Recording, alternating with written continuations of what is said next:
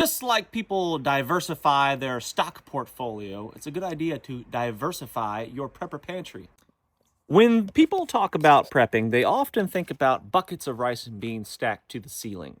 But there's more to it than just that, because living off just rice and beans for a long-term survival scenario is not going to be ideal. Your body's going to require some other necessities. I don't prep because of zombies, I prep because of zombie inflation. Food prices are up 23% since 2020.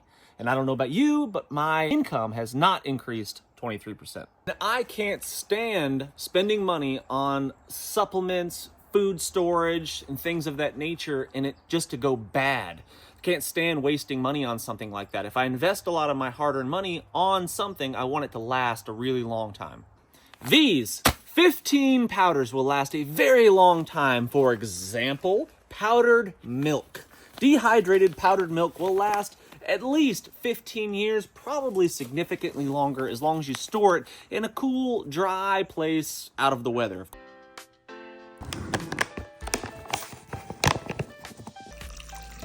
Life might be a little bit boring and tedious, and maybe we need something a little bit more exciting to drink other than just some boiled, purified water out of the creek.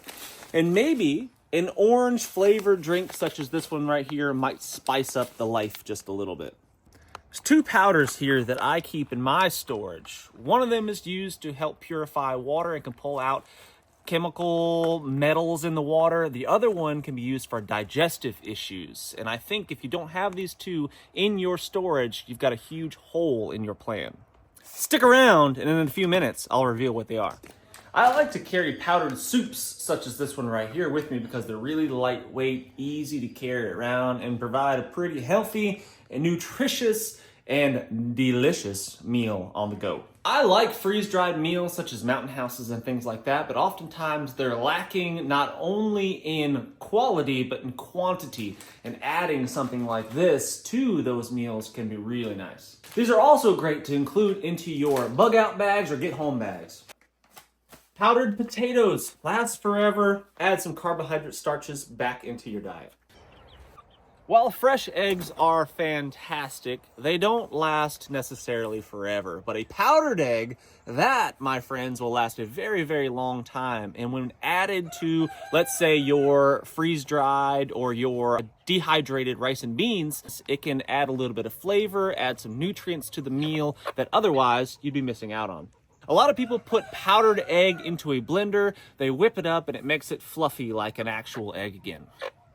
Why prep in the first place? It's probably because you've noticed that things aren't necessarily certain in our life. Anything can happen at any time. An injury, a loss of a job, an economic collapse, aliens could attack. Who knows? History often repeats itself. Let's take the Great Depression. Here's a fun fact, and yet another reason to not trust the government. In 1933, during the Great Depression, the new Agricultural Adjustment Administration, they slaughtered 6 million piglets and 200 sows, all wasted.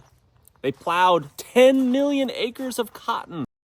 My great-grandpa could not believe how they'd throw all the pigs into the ocean when people were starving to death.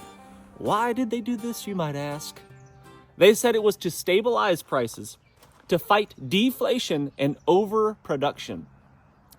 They claimed that destroying all of this food and crop would protect the economy. So while thousands of people are standing in bread lines, they're literally burning America's food supply. This event marked the beginning of federal control over the American food supply. Let's not forget that they also confiscated gold from American citizens during this time, and they gave people $20 an ounce when it was valued at $35.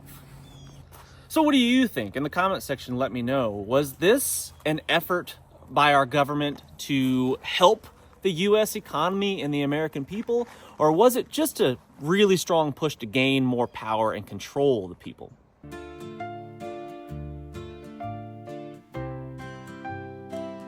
The government's rescue policy, spawned out of the Great Depression, created the Agricultural Adjustment Administration, which gave government basically the power over what farmers grew and how much and what they earned. But this emergency policy didn't end with the Great Depression, it carried on.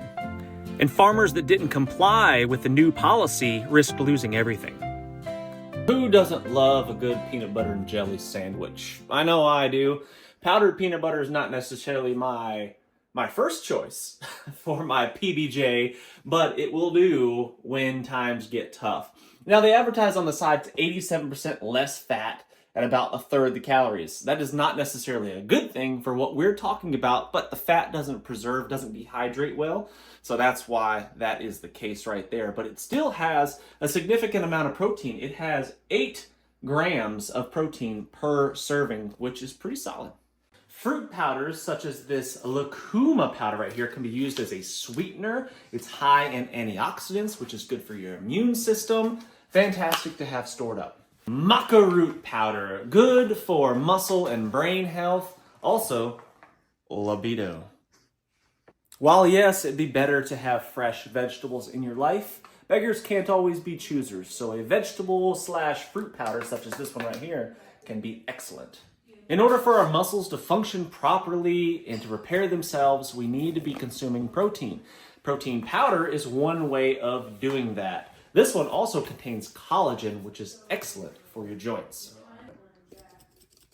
Cocoa powder is one of my favorite things to add to my smoothies. I love the flavor of cocoa powder, and in tough times, a morale boost is going to be really important. So having something such as hot cocoa to give to the kids is going to be really nice. Powdered cake mixes. Add a little bit of water, potentially some powdered egg to it, and you've got yourself a huge morale boost.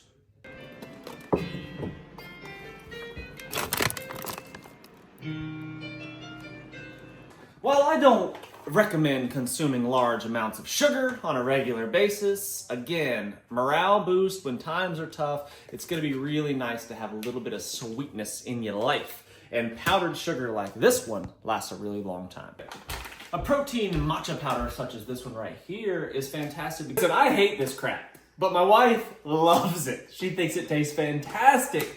So it's a good idea to buy some things that your significant other may enjoy, and you can kill 2 birds with 1 stone. So not only do they enjoy the flavor of it and the experience of drinking it, it's also highly nutritious. Who doesn't love cheese? I love cheese, but it's difficult to store it for long periods of time. So nutritional yeast like this can add a nice cheesy flavor to broccoli, for example. But beware, some of them contain some pretty nasty ingredients like MSG, so make sure you're reading the ingredients and doing your research to buy quality foods, just like with everything else. Natural flavors and autolyzed yeast extract is just another fancy way of confusing you because it is MSG. Cheese powder is something that you can store, but it's oftentimes full of all sort of preservatives and other ingredients that are potentially very harmful. So if you love cheese, you can store cheese powder, but it's not one of the things that I do because of the nasty ingredients that are potentially in there. Historically, events such as the Dust Bowl or the Great Depression brought families and communities together because they needed each other. They needed to rely upon one another. And having something like this, lemonade or tea powders that you can make to provide for a large group of people is going to be really nice. I mentioned 2 powders earlier in the video that are oftentimes very overlooked, and one of them is zeolites. These are from a volcano. It's a volcanic mineral, and it's used like a chemical sponge. So if you happen to be in a situation where there's chemical runoff and there's some sort of large disaster, and you need to treat your water perhaps and try to remove some of the heavy metals that might be contaminating that water, zeolites are something that you can look into. Used as a supplement of sorts, not to be taken all the time, but only when needed, it can also be used to remove those heavy metals from your body. Activated charcoal is another one that's high on my list. I've used this one quite a bit. If I ever have any kind of upset stomach, I feel like I'm getting sick, nausea, anything like that where I feel like I might potentially vomit, taking activated charcoal does an amazing thing. You consume a couple of teaspoons just stirred up, blended up into your water, you drink it down, and it absorbs that nastiness that's in your guts. And it really makes a big difference. I'm a big believer in the activated charcoal. If you want to take survival and preparedness more seriously like I do, head on over to Substack, become a subscriber to the newsletter, and you'll get a free survival checklist. Thanks for watching, friends. Hit the thumbs up, subscribe if you haven't done so already, and until next time, what's the worst that could happen? Let's just go on.